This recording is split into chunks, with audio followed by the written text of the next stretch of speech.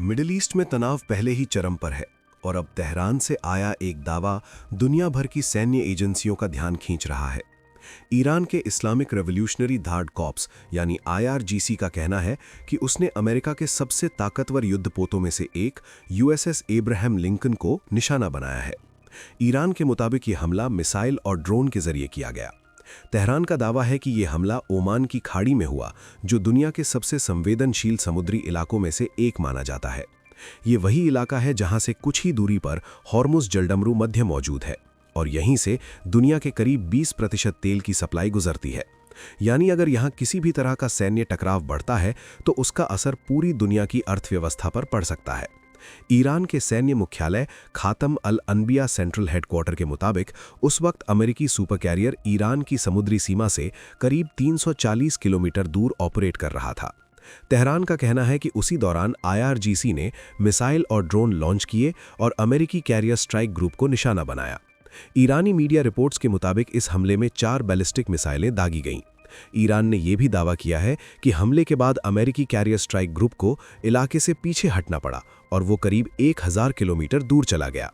हालांकि इस दावे की अब तक किसी स्वतंत्र स्रोत से पुष्टि नहीं हुई है। दूसरी तरफ अमेरिका की ओर से भी अभी तक किसी नुकसान की पुष्टि नहीं की गई है। अमेरिकी अधिकारियों ने सिर्फ इतना कहा है कि इलाके में एयर डिफेंस सिस्टम सक्रिय थे और संभावित खतरों को ट्रैक किया जा रहा था। ईरान का कहना है कि यह हमला उसके बड़े सैन्य अभियान ऑपरेशन ट्रू प्रॉमिस 4 का हिस्सा है। तेहरान के मुताबिक ये अभियान अमेरिका और इजराइल द्वारा ईरान के अंदर किए गए हमलों के जवाब में शुरू किया गया है। ईरान का दावा है कि अब संघर्ष का नया चरण शुरू हो गया है, जहां सिर्फ जमीन पर मौजूद ठिकाने ही नहीं बल्कि अमेरिका की नौसैनिक ताकत भी निशाने पर होगी।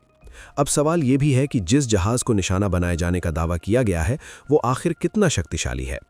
USS एब्राहम लिंकन अमेरिका की नौसेना का एक न्यूक्लियर पावर्ड सुपर कैरियर है। ये लगभग 1 लाख टन वजनी विशाल युद्धपोत है, जिसे अक्सर समंदर पर तैरता हुआ एयरबेस कहा जाता है। इस जहाज पर एक साथ कई लड़ाकू विमान तैनात रह सकते हैं, जिनमें F-35C और F-18 जैसे आधुनिक फाइटर जेट शामिल हैं। सिर्फ यही नहीं, इस सुपर कैरियर के साथ हमेशा एक पूरा कैरियर स्ट्राइक ग्रुप भी चलता है, जिसमें कई डिस्ट्रॉयर और मिसाइल डिफेंस सिस्टम शामिल होते हैं। इन जहाज़ों में AEGS मिसाइल डिफेंस सिस्टम जैसे अत्याधुनिक सुरक्षा सिस्टम लगे होते हैं, जो आने वाली मिसाइलों को हवा में ही नष्ट करने के लिए डिज़ाइन किए गए हैं। यही वजह है कि सैन्य विशेषज्ञों का कहना है कि किसी चलते हुए सुपर कैरियर को निशाना बनाना बेहद मुश्किल होता है। इसके लिए बेहद सटीक targeting, high level tracking system और कई लेयर वाली सुरक्षा को पार करने की क्षमता चाहिए। यानी अगर वास्तव में ऐसा हमला हुआ है तो ये आधुनिक नौसैनिक युद्ध में एक बेहद बड़ी घटना मानी जाएगी। हालांकि कई विशेषज्ञ ये भी मानते हैं कि ऐसे दावे कभी-कभी मनोवैज्ञानिक युद्ध यानी साइकोलॉजिकल वॉरफेयर का हिस्सा भी हो सकते हैं, क्योंकि युद्ध के माहौल में अक्सर दोनों पक्ष अपने विरोधी पर दबाव बनाने के लिए बड़े-बड़े दावे करते हैं।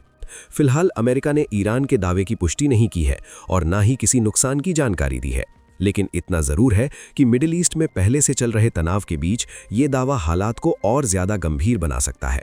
क्योंकि अगर वास्तव में किसी अमेरिकी सुपर कैरियर को निशाना बनाया गया है तो ये अमेरिका और ईरान के बीच टकराव को एक नए और खतरनाक स्तर पर ले जा सकता है।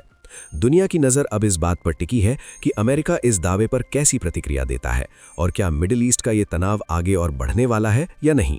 क्योंकि हॉर्मुज़ जलडमरू मध्य के आसपास बढ़ता हर तनाव सिर्फ क्षेत्रीय नहीं बल्कि वैश्विक संकट बन सकता है। फिलहाल के लिए बस इतना ही। बाकी अपडेट के लिए बने रहिए वन इंडिया हिंदी के साथ।